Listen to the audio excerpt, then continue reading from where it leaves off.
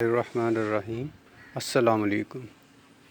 آج میں آپ کو مرغیوں کو سردی سے بچانے کے لیے بہترین طریقہ بتانے لگا ہوں۔ یہ میں نے مرغیاں رکھی ہوئی ہیں، یہ دیکھیں آپ، میں نے اس کو فل شاپر سے کور کیا ہوا ہے۔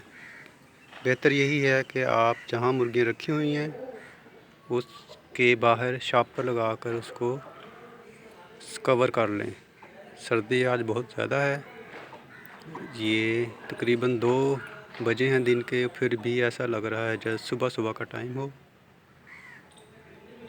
آج سورج صبح سے ہی نہیں نکلا۔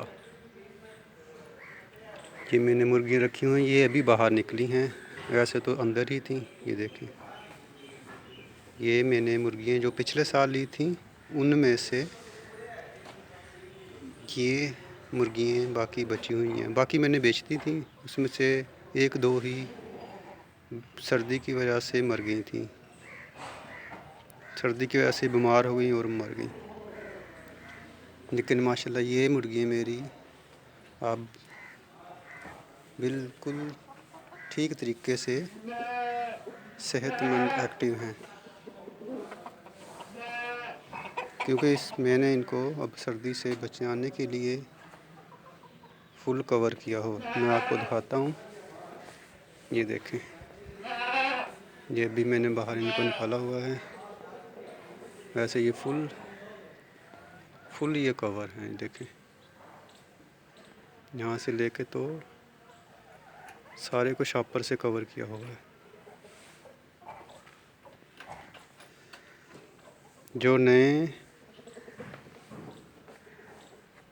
نئے دوست مرغیوں کا کاروبار کرنا چاہتے ہیں ان کو چاہیے کہ شروع میں وہ کم سے کم مرغیاں خرید کر ان کا ایکسپیرئنس کریں۔ جب میں ان کو لے کر آیا تھا پچھلے سال تو ان میں سے کچھ مرغیاں سردی کی وجہ سے یا ویسے نئی جگہ آنے کی وجہ سے بیمار ہو گئی تھیں، ان کو تھوڑا سا سانس کا مسئلہ، تھوڑا بخار سا ہو گیا تھا۔